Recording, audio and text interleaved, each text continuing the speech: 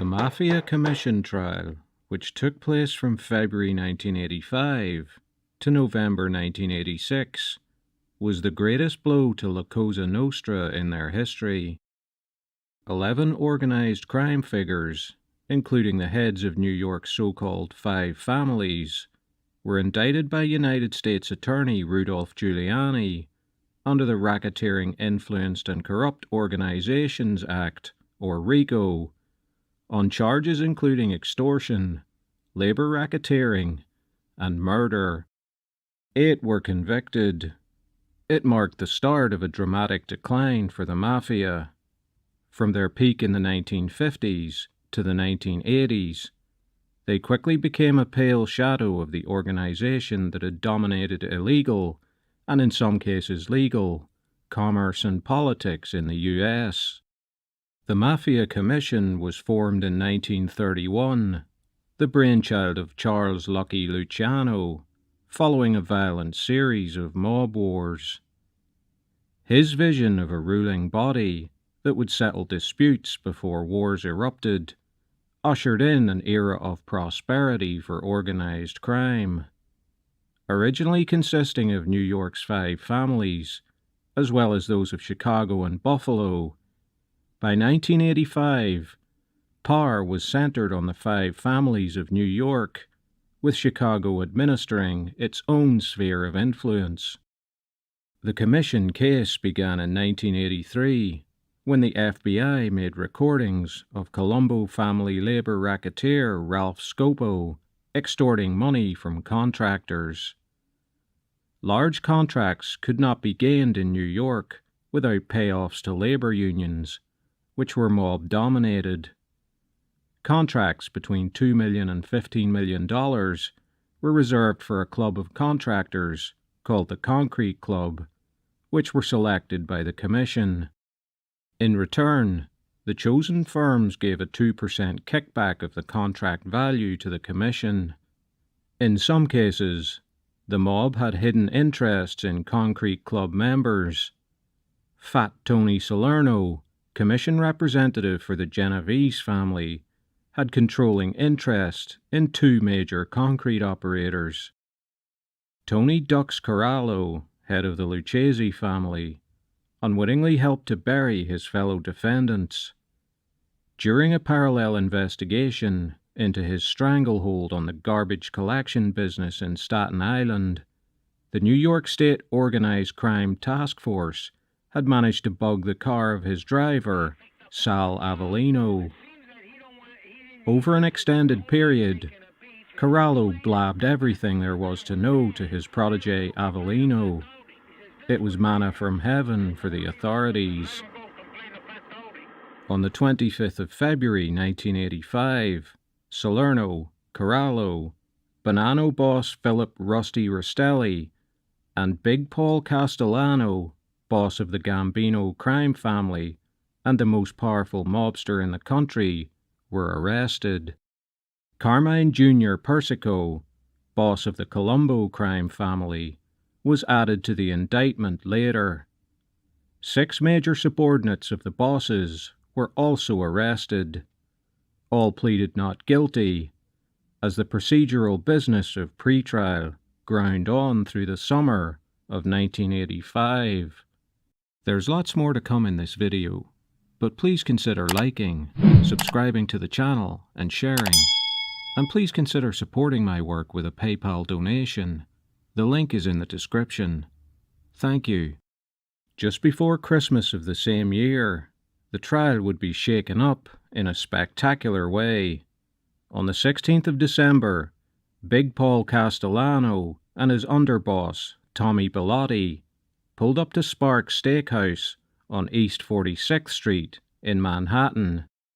Stepping out of the car, Castellano and Bellotti were assassinated in a legendary mob hit.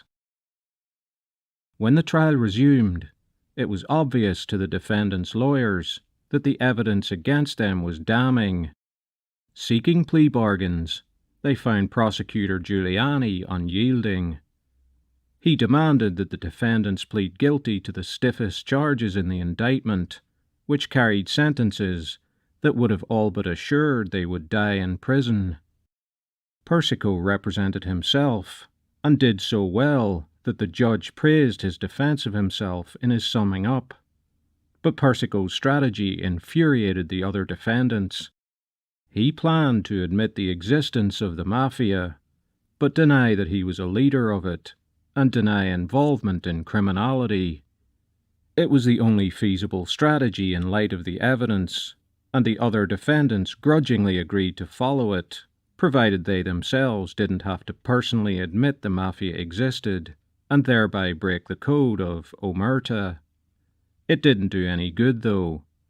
8 defendants were convicted, including the 4 remaining bosses of New York, all of whom got 100 years. All but Persico were in their late 60s and 70s at the time, an effective life sentence.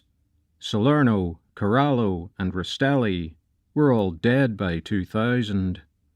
Persico died in prison in 2019. Soon after the trial, Salerno was revealed not to be the boss of the Genovese family, as they operated a front boss policy to confuse authorities. It didn't change his conviction. The Commission trial, and its use of the RICO Act, was the beginning of the end for the mob. Following trials decimated its structure, and the stiff sentences ensured that mafiosi turning government witness, which used to be a rarity, became the norm. La Cosa Nostra today is in the shadows, merely existing where it once dominated. In today's society, where anything goes and corruption seems to be the norm, it is perhaps a lot easier and a lot more profitable to be dishonest on the right side of the law.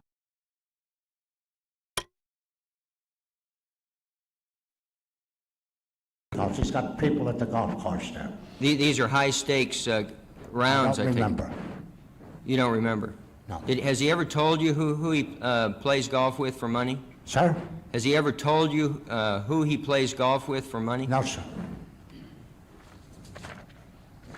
Mr. Chairman, I'd like to pass down to the witness what has been marked as Exhibit 4 for identification.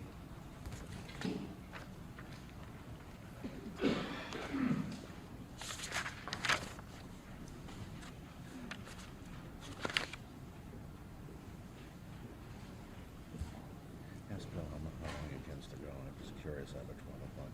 I think he must have cut it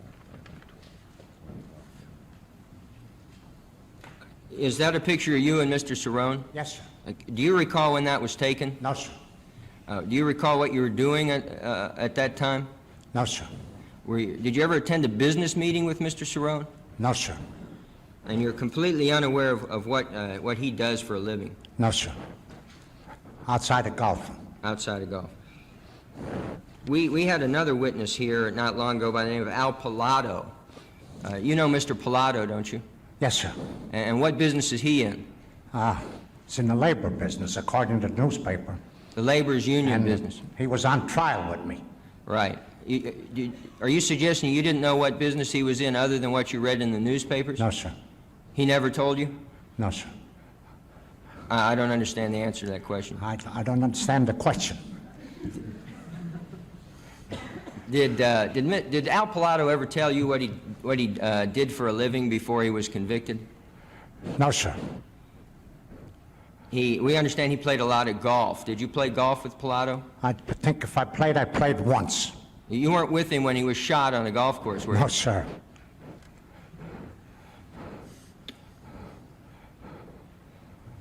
Mr. Accardo, we also have a great interest in an attorney by the name of Sidney Korshak. Like Mr. Ed Hanley, he also has declined to testify by invoking his Fifth Amendment rights. Have you ever met Mr. Sidney Korshak? Yes, sir. When did you first meet him? Sir? When did you first meet him? Oh, years ago. Can you give us an estimate? I have no idea. I don't remember. Would it be like 20 or 30 years ago? Possible. Could it have been longer? I don't remember. How did you first come to know Mr. Korshak? Why, I don't remember how we met. Did you meet him in Chicago? Yes, sir. And who introduced you to him? I don't remember. Did you understand that he was a labor lawyer at the time you met him? No, sir. What did you understand that he did for a living? Just a criminal lawyer. A criminal lawyer? Yeah. Did he ever represent you?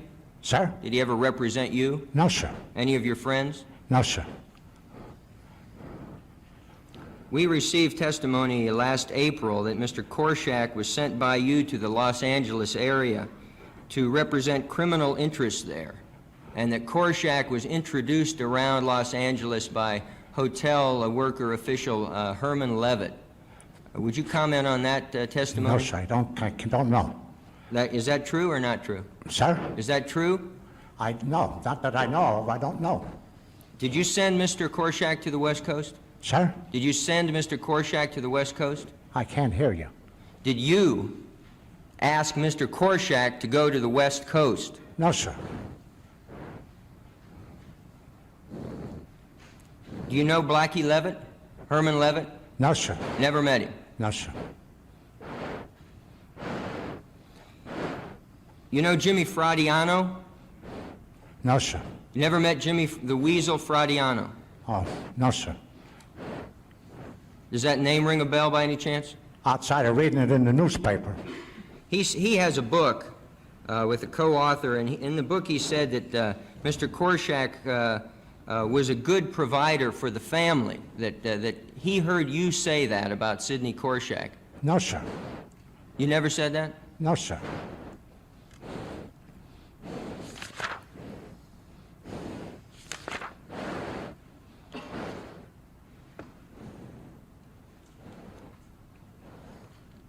Bill?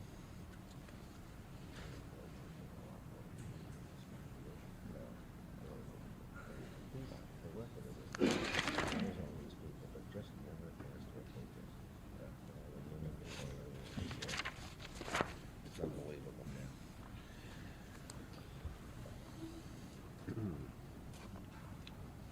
Let me just ask, Mr. Chairman, before we leave this subject to Mr. Korshak, when was the last time you spoke to Sidney Korshak?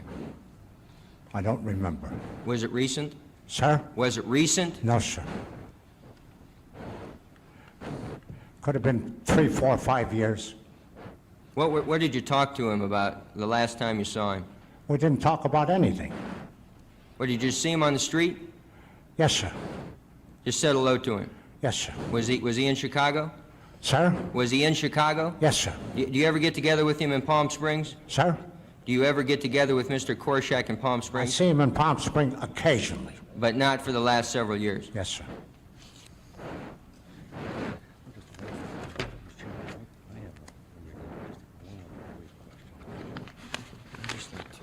Senator Rutland?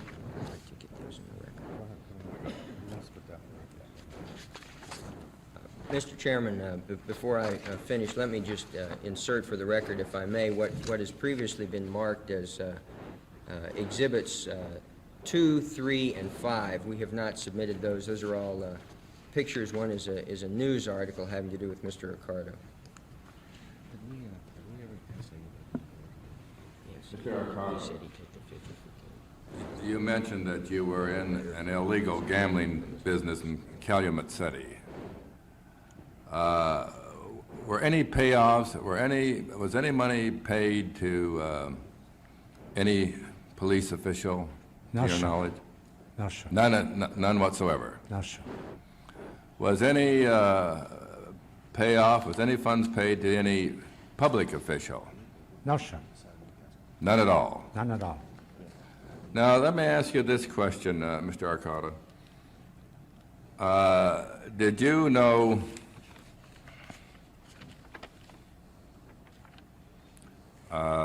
Felix Aldericio, A-L-D-E-R-I-S-I-O? Yes, sir. You did know him. Now, Mr. Accardo, you know, Felix Aldericio was known and was called a gangland boss. Did you go to his funeral? I didn't hear the question. Did you go to his funeral, Mr. Aldericio's funeral? Who? A-L-D-E-R-I-S-I-O, Aldericio? Alicio? No, Yes. sir. Did you? Excuse me, Senator. All right. He's not understanding what you're saying, and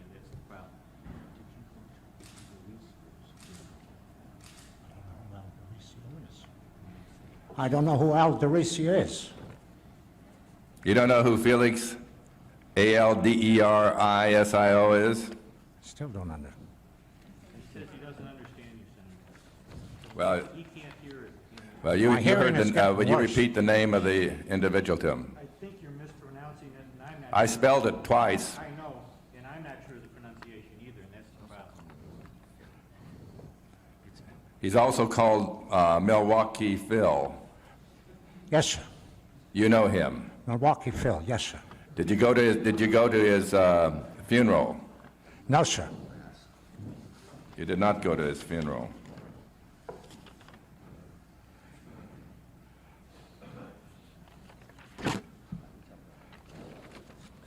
Now, Mr. Accardo, you say you know Milwaukee Phil. Yes, sir. You know Mr. Iupa. Sir? You know Mr. Iupa. Yes, sir. You know DeBella. Sir? You knew DeBella. Yes, sir. Dibella. Yes, sir. You know Giacana. Yes, sir. You know Cerrone. Who? Cerrone. Yes, sir. Cerone. Yes, sir. And you did not know that each of these were reputedly members of organized crime? Never knew anything. You never knew that? No, sir. Did you know that it was stated in the papers that they were members of That's what organized the papers crime? would state. And you never asked any of these individuals whether there was any truth or... No, sir. Don't you think that's a little incredulous? Do you really expect us to believe that you had no knowledge of any kind, of any type, that these individuals were reputed mobsters?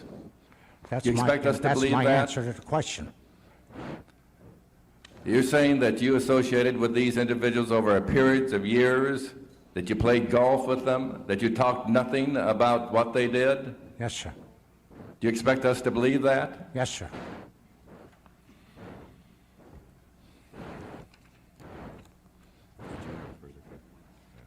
Senator Rudman? Mr. Accardo, I just want to come back to just a couple of things. Your nickname for years was Joe Batters, is that Yes, correct? sir. Batters, Batters? Yes, sir. How did you come about that nickname? I don't remember. How long were you called that? Oh, for years. Since you were a young man? Yes, sir. Well, you know, Joe Batters doesn't sound anything like Tony Accardo. I mean, how did they come up with that name for you, do you know? No, sir. Just one day somebody said to you, you're now Joe Batters. Yeah. You don't remember who gave you that name? No, sir. Yeah. Mr. Accardo, you said that Joe Iupa came over to your house a couple of weeks ago, or Yes, sir. how long was he there? About 20 minutes. Now, you obviously read the papers in Chicago, Yes, sir. because you've answered a lot of questions that you read these things in the papers. You recall this committee was out in Chicago in March of last year. Do you remember that? Yeah. Yes, sir. Was in the paper. And there was quite a bit about you in that story, wasn't there? I think there was. Well, there was. And there was a lot about Mr. Iupa also, wasn't there? I don't know. You don't remember that at all? No, sir. Mr. Accardo, this one part of of your testimony, I really want to get very clear so we have a clear understanding of what you're saying. This committee has been investigating this union for a long time and making various connections to various people that are reputed to be an organized crime, including you. Whether you deny that or not, other people have said that's right. Maybe you're telling the truth, maybe they're telling the truth. But my question to you, Mr. Accardo, is simply this. You've known Joey Iupa for years. You've been social friends, you've been family friends, you've done things together. A year and a half ago, March of last year, a year and 4 months ago, you were both the subject of extensive publicity in the Chicago papers derived from this committee's hearings. Mr. Iupa has refused to come before the committee and then said he would take the Fifth Amendment if he did. You have been before this committee before We have finally got you back here after a number of court proceedings. And my question based on all that is simply this. Are you telling this subcommittee today that in your meeting with Joey Ayupa 2 weeks ago, you did not discuss in any way the questions that might be asked by this committee of you about Mr. Ayupa? That's right. Never talked about it. That's, Didn't mention the fact that you were linked together in the newspapers and on television. Didn't Sir, talk about that. I didn't hear the question. Did not ever discuss the fact that your names appeared together in the Chicago press and on Chicago television. Never discussed that. That's right. Mr. Chairman, I see no useful purpose in any further line of questioning I want to ask. I think that we have got the record quite clear, and we've established, I think, what we wish to establish. I mean, the curious thing about this testimony, Mr. Chairman, as far as I am concerned, is there must be some kind of a very polite habit of some people in the Chicago area who are involved in this line of work, that you know people for years, and you have dinner with them, and you go places with them, and your names are together in the newspaper, but you would never be so curious or so impolite as to ask what the guy does, other than he's a very good golfer, and I expect he probably is. We've established that. We've established the knowledge that all of these people have of each other, but obviously, we are not going to get testimony today which will indicate the nature of the relationship. But I think for purposes of what we're doing, this is not a court, this is an investigating committee. We've established all that I thought we set out to do, and I thank the chairman. Thank you, Senator Rudman. Mr. Weiland? Just one last thing, Mr. Chairman. Mr. Accardo, did you sometimes travel with Mr. Ayupa and Mr. Cerrone? Yes, sir. Where have you gone with those two gentlemen? Racetrack. And do you ever travel outside of Chicago with them? I was outside of Chicago with Mr. Ayupa. And where were you with him? We went to Africa hunting on the safari. Where in Africa? Botswana, wherever that's at. Do you remember when you did that? Sir? Do you remember when that was? No, I don't. Did you ever go to the Bahamas with Ayupa? Yes, sir. That's also outside the United States. And Mr. Cerrone also. And was anyone else on that trip? There was somebody, but I don't remember. Let me ask, Mr. Chairman, that we provide the witness with a copy of a photograph that we have, and that might help refresh his recollection. Is the original of that photo?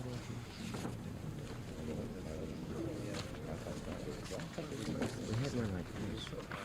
Here.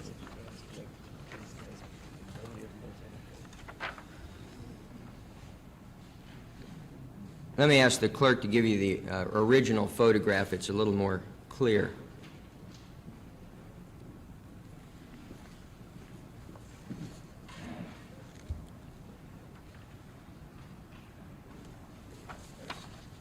Do you recognize anyone in that picture, Mr. Accardo? Sir? Do you recognize anyone in that picture? I recognize myself and the back of Joey Ayupa.